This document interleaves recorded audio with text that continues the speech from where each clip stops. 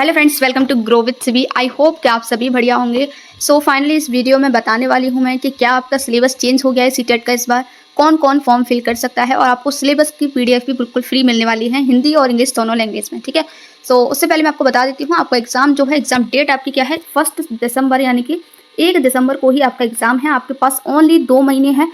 2 महीने में जितना प्रिपरेशन कर सकते हो उतना कर लो। ठीक है, क्योंकि उसका कहीं ना कहीं आपको फल देखने को मिलेगा जब आपका रिजल्ट आएगा सीटेट का और आपका सीटेट क्वालिफाई हो जाएगा। जो लोग अच्छे से ईमानदारी से ऑनेस्टली मेहनत करेंगे उनका पेपर क्वालिफाई जरूर होगा। ठीक है, डरने की जरूरत नहीं है। कोई भी हेल्प चाहिए तो कमेंट सेक्शन में बता सकते हो।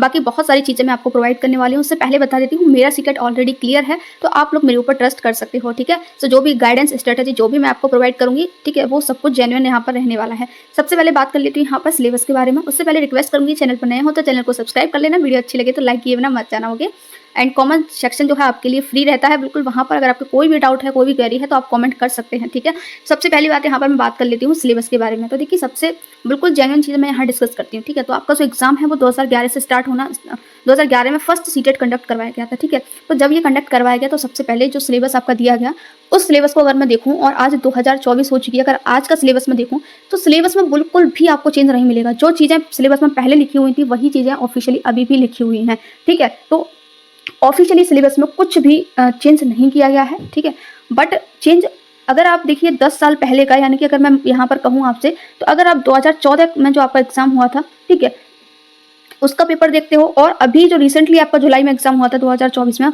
वो पेपर अगर आप देखोगे, उनके क्वेश्चंस को देखोगे और उस पेपर से उनका कंपैरिजन करोगे तो आप खुद पाओगे कि कितना जो है लेवल चेंज हो गया है पेपर का, है ना। तो यहाँ पर अब क्या चेंज हुआ है, तो वो चीज़ ये है आपको समझने वाली कि आपको जो प्रिपरेशन है वो आपको प्रीवियस क्वेश्चंस के अकॉर्डिंग करनी है। यानी कि आपको सिलेबस भी पता होना चाहिए। ऐसा नहीं है कि आप कुछ भी पढ़े जा रहे हैं। ठीक है, सिलेबस आपको ये बताएगा कि हाँ, आपको ये चीज़ें पढ़नी है, इतने सारे टॉपिक्स कवर करने हैं, लेकिन प्रीवियस क्वेश्चंस आपको ये बताएंगे कि उन टॉपिक्स में से भी आपको कितना कितना पढ़ना है। आई होप कि आप लोग इस चीज़ को समझ पा रहे होंगे जो भी मैं आपको समझाना चाह रही हूँ। ठीक है, मेरा कहने का मतलब ये है, पहले कि अगर आप क्वेश्चंस को देखेंगे तो उनका लेवल ईजी था। पहले कथन और कारण वाले बिल्कुल भी क्वेश्चंस नहीं आते थे। तो पहले क्या था कि आपके जो क्वेश्चंस थे वो डायरेक्ट एक दो लाइन के क्वेश्चंस होते थे, उनके सामने जो आंसर्स होते थे वो भी काफ़ी छोटे होते थे, है ना। तो तुरंत पढ़ के आप उनको गैस कर पाते थे और जो भी आपका जिस तरीके से आप पढ़े हुए होते थे वो आप कर पाते थे इजीली। लेकिन अब क्या है, बहुत क्वेश्चंस भी लंबा रहता है, फिर कथन रहता है, उसके सामने कारण रहता है, फिर उसके बाद आंसर्स में अलग अलग रहते हैं कि कौन कथन सही है, कारण सही है, इसकी व्याख्या कर रहा है। तो चीज़ें आपकी चेंज हुई हैं, बहुत पैटर्न सबका चेंज हुआ है, डिफिकल्टी लेवल भी हाई हुआ है, लेकिन डरने की आपको ज़रूरत नहीं है। कॉन्सेप्ट वही है, टॉपिक वही है जो पहले से सिलेबस में दे रखे हैं। अगर वो आपके क्लियर है तो चाहे आपका कथन कारण का क्वेश्चन आ जाए, चाहे लॉन्ग क्वेश्चन आ जाए, चाहे शॉर्ट क्वेश्चन आ जाए, अगर आपके कॉन्सेप्ट क्लियर रहेंगे तो आप पेपर को बहुत अच्छे से कर पाएंगे। ठीक है, अब यहाँ पर बात कर लेती हूँ। हाँ, इतना है, आपको अगर प्रीवियस क्वेश्चंस की प्रैक्टिस आपको जरूर करनी है, उसके बिना आपको नहीं जो है एग्जाम में नहीं जाना है। अब यहाँ पर मैं बात कर लेती हूँ कि आपको जो पीडीएफ है वो कहाँ पर मिलेंगी। तो पीडीएफ आपको मिलेंगी टेलीग्राम चैनल पर। मैंने हिंदी का सिलेबस और इंग्लिश में, दोनों भाषाओं में आपको सिलेबस मिल जाएगा। ठीक है, तो अगर आप हिंदी में पढ़ना चाहते हैं तो हिंदी में भी मिल जाएगा, इंग्लिश में भी आपको सिलेबस मैंने प्रोवाइड कर दिया है।